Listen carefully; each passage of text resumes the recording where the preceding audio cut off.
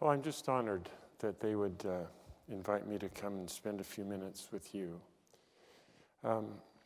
I have spent much of the last 25 years of my life in academia trying to understand where does growth come from and where does it go? And I think many of us are in situations now in our companies, and certainly it's the case of the Harvard Business School, where we need to grow and we don't quite know how to get there. And I just wanted to share with you a few thoughts about where does growth come from and why does it seem difficult to grow.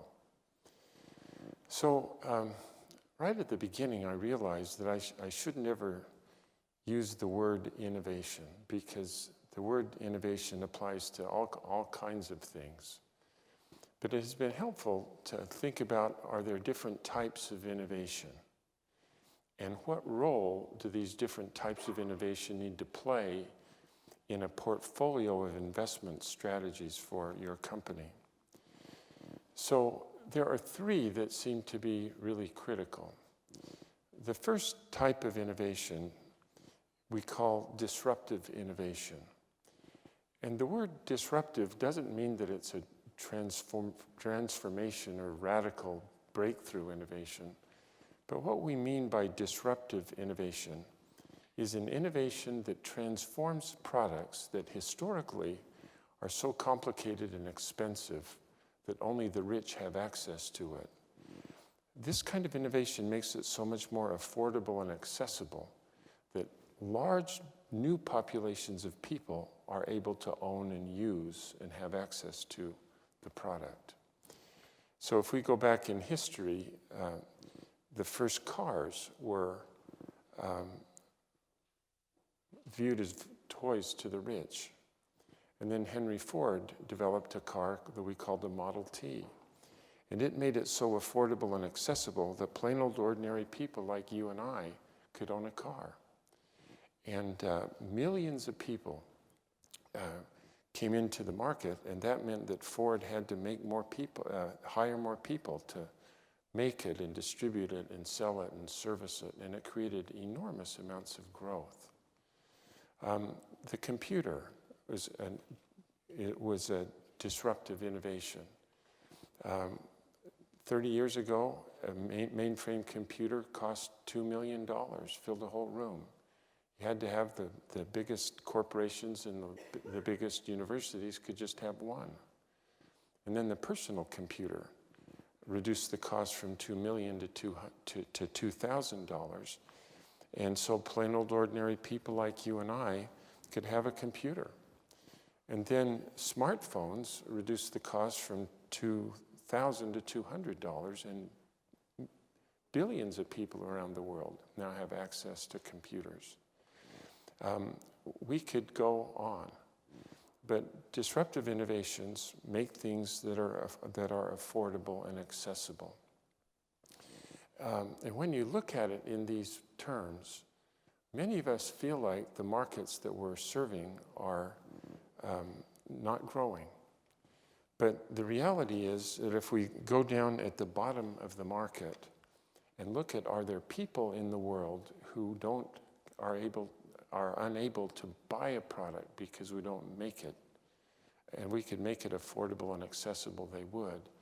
There is growth in almost all of our industries. A good example of that is there's a company in India called Godrej. And they are in India what we would, Whirlpool is in America. And a refrigerator in India would cost in today's dollars about 150 US dollars. And that means that roughly 15% of the population have access to refrigeration. They decided that they would try to create growth by going to the bottom of the market to make products affordable and accessible so that many more people have access to it. And you and I think of a refrigerator as comprised of a condenser and a motor. And you put it under pressure and it liquefies, and then you take it off pressure and it evaporates, and that's the way you get coolness. Turns out there's another way to do it. And that is you get a wire of bismuth and another wire of copper and link them together. And if you send the electrons in this direction, it absorbs heat and it makes it cool. And they can make a refrigerator for $49 US. And because so many more people have access to refrigeration now, Godrej has to hire more people to make it and distribute it and sell it and service it. And growth comes in this way through disruptive innovations that make things affordable and accessible. And if we had a few days, we could go through all of examples in the United States where people don't have access to products because nobody has yet made it affordable and accessible. So that's the first type of innovation. The second type of innovation we call sustaining innovations, and sustaining innovations make good products better. And these are also very important in a portfolio of investments for a company, because if we don't invest to make our good products better, we lose our advantage in the marketplace. But in contrast to disruptive innovations, sustaining innovations don't create growth. And just to visualize it, imagine that I was working for Toyota, and I convinced you to buy their hybrid Prius car. Well, that's good news. The bad news is you won't buy a Camry from me. If I send you this year's product, you won't buy last year's product. And for that reason, sustaining innovations, although they're important, they actually don't create growth, because these kinds of innovations are replacative in character. And when you go around the street and you look at innovations, most of them are sustaining innovations, but their purpose is to help the market stay vibrant, but they don't create growth. The third type of innovation we call efficiency innovations. And efficiency innovations allow us to do more with less. And efficiency innovations are critical, because if we're not getting ever more efficient, we will get killed sooner rather than later. But efficiency innovations don't create growth either. In fact, their very purpose is to eliminate cost, and very often it eliminates growth as well. So for example, Toyota is a magnificent company, and the Toyota production system, if you implement it, will reduce your cost by about 15%. And that's good news and bad news if you're looking for growth. It's very important, but it doesn't create growth. Walmart is an efficiency innovation. Every time Walmart builds a new store in a community, they have to hire people to fill it.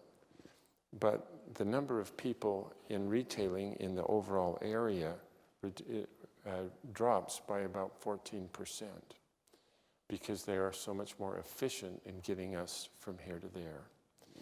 And so we have three types of innovations: disruptive innovations that make products lower in cost and more available to many more people; sustaining innovations that make good products better; and efficiency innovations that help us wring more out of our operations. I'm going to sit down, if you wouldn't mind. I have been having a few bouts with my health, so I apologize for this. So, given that there are these three types of innovations, why can't we create growth? And my conclusion at this point is that we at schools like Harvard have taught people to follow metrics that cause us that stand in the way of growth rather than facilitate growth. Some of these, I thought I'd just list some of these that create real trouble for us. Internal rate of return, or IRR, RONA, return on net assets, marginal cost as a ratio, and marginal versus full cost accounting. And these four activities in companies it makes it very hard for successful companies to create growth.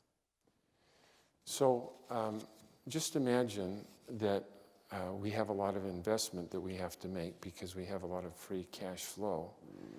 And so I need to hire an analyst to decide where we put our money. And so he'll go away and he'll come back with opportunities to invest in disruptive innovations to make it affordable and accessible so that many more people have access to it. The problem with investing in that way is that it takes about 5 to 10 years to pay off before you have a disruptive innovation that is viable. And that means that internal rate of return, or IRR, is going to go down. And if I create a new business around disruption like Chotakul does in India, we have to put assets on the balance sheet, and return on net assets is going to go down. If we do marginal cost thinking, it makes it difficult to invest in disruptive innovations. For example, there is a technology that allows you to make steel at 25% lower cost than you can make it in a traditional integrated steel company. And U.S. Steel has been the leader in the industry for nearly 100 years. And this new technology that we call mini mills has been available for about 50 of those years. And yet U.S. Steel has not been able to invest in this new technology, even though it reduces the cost by 20%. And the reason why is, on a marginal cost basis, it makes more sense not to invest in the new technology, because if we have excess capacity in the old technology, on a marginal cost basis, it's much more profitable to stay with our old technology for one more year than to invest in the new technology today. And so over and over again, U.S. Steel has announced that they're going to invest in a mini mill technology. And yet when they look at the marginal cost of using what they have versus the full cost of creating something new, they actually just can't create growth. So when we're looking for where to put our money, almost everything that we use as the metrics for success make it appear as if investing in disruptive innovations doesn't make any sense. And on the other hand, if they use their money to invest in efficiency innovations create more free cash flow. It causes you to outsource your activities so that you don't have to have assets on your balance sheet. And efficiency innovations create free cash flow. And as a result of that, successful companies find it very hard to invest in creating growth, and instead they want to use their capital to create more cash flow. And the result of it today is that there is capital everywhere, and we can't invest to grow. And if you want to understand how serious this is, just look at Japan. In the 1950s and 60s, Japan was a desperately poor country. And we forget, but in 30 years, from about 1965 to 1995, Japan transformed itself from being an impoverished nation to a nation of great prosperity. Where did that come from? It came from a company called Toyota that made cars so affordable and accessible that the low end of humanity, people we call college students, could own a car. And they had to hire more people to make it and distribute it and sell it and service it. Honda started by making motorcycles so that people who had to walk from here to there now could run or ride the bicycle from here to there. And then they figured out they could put a little motor on it and developed a motorcycle they called a Cub. And they had to hire more people to make it and distribute it and sell it and service it. They did the same thing with consumer electronics, as Sony made transistors affordable and accessible. But billions of people around the world have access to it. And yet, we don't invest to grow because of these metrics that are worried about it. If you go back in the history of the United States, we think of ourselves as a prosperous nation, but it was not so. If you go back in the 1840s, all of the metrics of prosperity weren't in America. And a few companies made us affordable and accessible. So Henry Ford made a sewing machine so affordable and accessible that millions of people in the United States could make clothing for themselves and their families. And Singer had to hire more people to make them and so on. And it worries me a lot that because of the metrics that we have chosen, we can't invest to grow. And what do we do about this is an interesting problem. The first one is, I think that the business schools need to recognize that these metrics that we choose, like IRR and RONA and gross margins and marginal assets or marginal costs, God didn't tell us that we needed to use those metrics. Somebody decided to, but it wasn't God. And what that means is that those metrics are variables, not fixed. And we need to get together and decide that this is how we will measure things. The analysts